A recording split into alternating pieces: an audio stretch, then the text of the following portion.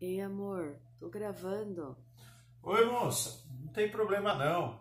Os meus alunos já assistiram a primeira aula sobre vegetação, então eles já sabem quais são e onde se localizam os diferentes tipos de vegetação no território brasileiro. Agora é hora de estudar isso com um pouquinho mais de detalhe. Então, nessa aula, eu vou falar sobre as características dos diferentes tipos de vegetação que aparecem no Brasil, em específico de três deles: da floresta amazônica, do cerrado e da mata atlântica. Então, vamos começar pela floresta equatorial ou floresta amazônica. Você já sabe onde ela se localiza, nesse pedaço aqui do território brasileiro. E a floresta amazônica ou floresta equatorial, ela apresenta aí algumas características, tá? Ela vai ser um lugar, um ambiente, que é quente e úmido. Então vai ter bastante disponibilidade de água para as plantas e bastante incidência solar, Isso vai garantir que essa região tenha vegetação, árvores, de grande porte, tá? Como é um ambiente úmido, a gente vai ter muita variedade de plantas e essas plantas são adaptadas à umidade, elas são higrófitas. Tá? Além disso, essas plantas elas fazem muitas trocas gasosas, elas transpiram bastante, então geralmente elas são largas, é o que a gente chama aí de latifoliadas. Isso aqui é uma foto minha em Manaus, com a latifoliada, que tem a maior folha da Amazônia. Além disso, a gente vai ter plantas, que não precisam buscar água tão profundo, no solo. Então, as raízes delas geralmente são laterais, o que a gente chama aí de sapopemas. Tá? É uma floresta densa, tem muita árvore, muitos vegetais ali, um do ladinho do outro, e perene, está sempre verde. E por fim, tem tanta vegetação ali, inclusive na água, até em alguns lugares, sobre os rios, sobre as superfícies, de lagos e rios, a gente vai ter plantas vivendo, que a gente chama de plantas hidrófitas, plantas aí que vivem nas águas. Eu deixei aqui um link, para quem quiser conhecer mais dos tipos de vegetação da floresta amazônica, sobre a samaúma, que é uma árvore de quase 60 metros de altura que tem lá na Amazônia. Tá? Mais algumas coisas que vocês têm que saber sobre a floresta amazônica, sobre a floresta equatorial. Primeiro, ela não é o pulmão do planeta, não é o pulmão do mundo. Tá? Todo o oxigênio que a floresta amazônica produz, que é pra caramba, ela consome nela mesma, porque tem bastante seres vivos ali. Tá? O pulmão do planeta é o fitoplâncton, que aparece ali nos oceanos, as algas microscópicas, que aparecem lá no oceano e fazem trocas gasosas. Tá? Então, essa história de Amazônia, pulmão do mundo, esquece. Tá?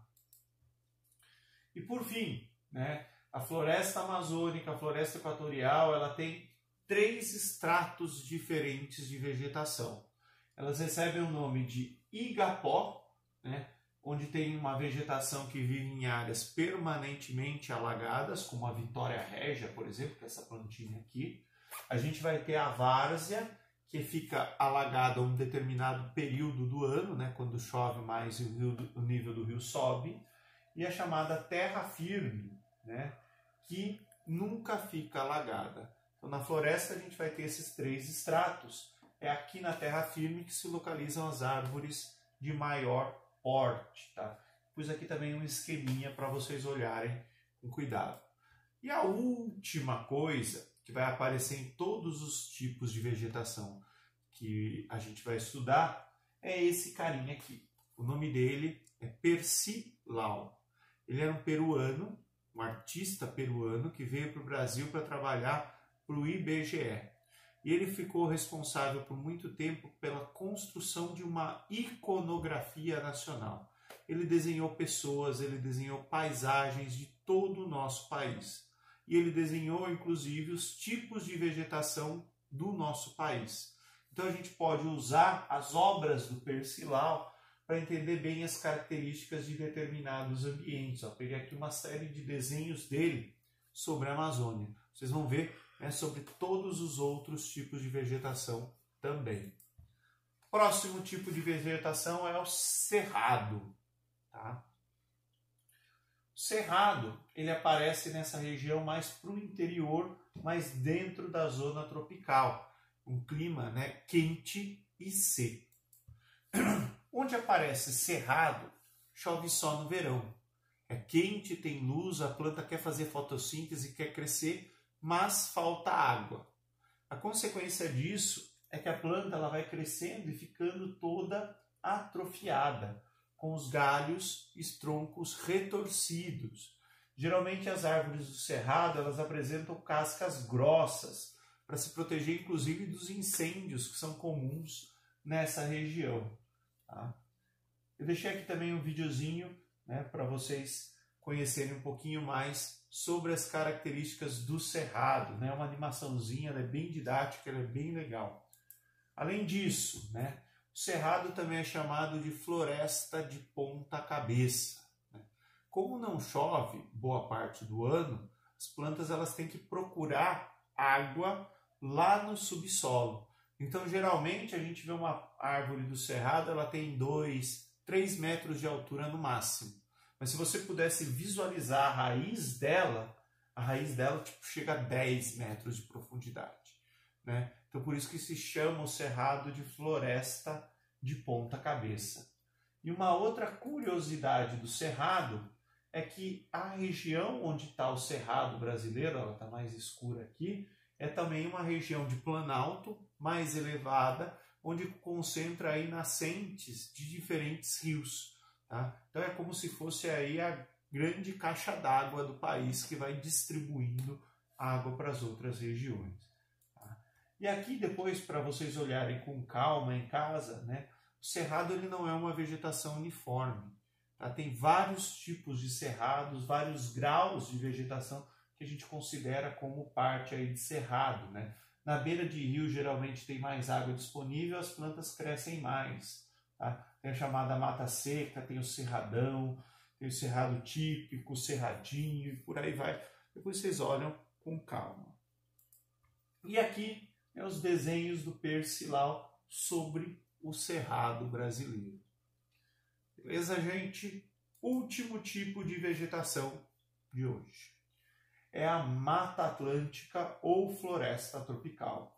Mata Atlântica, aqui o verde água que aparece, ó, bordejando todo o litoral brasileiro e um pouquinho aqui para o interior, né, de São Paulo, sul de Minas, leste do Mato Grosso do Sul.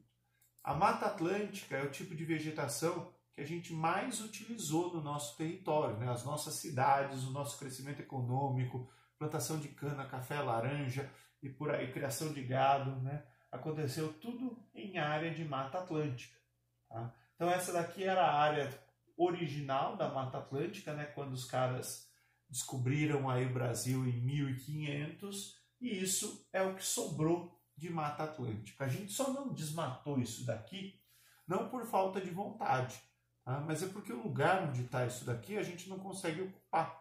É a ribanceira ali da Serra do Mar, a escarpa, melhor dizendo, né? Então, como é um terreno de pirambeira, né, não dá para plantar, é difícil de ocupar, construir casa, essa vegetação ela acabou preservada, né, nessa faixa bem menorzinha aí.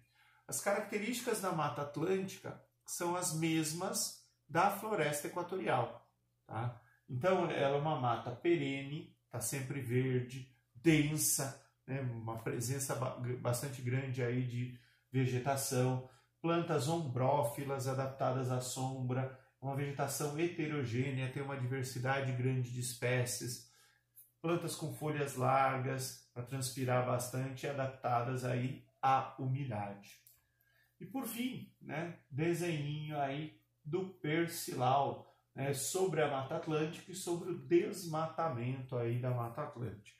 E aqui eu coloquei uma reportagem, uma curiosidade para vocês lerem, né? Alguns, acho que 2018, 2 anos atrás, eles descobriram, uma planta, uma árvore gigantesca no Espírito Santo, e ela é meio que o elo perdido que mostra que há muito tempo atrás a Amazônia, Floresta Equatorial e Mata Atlântica era uma coisa só. Depois aconteceram mudanças climáticas, uma série de eventos que acabou separando essas formações vegetais. É isso, gente. Muito obrigado pela atenção. Tchau, tchau.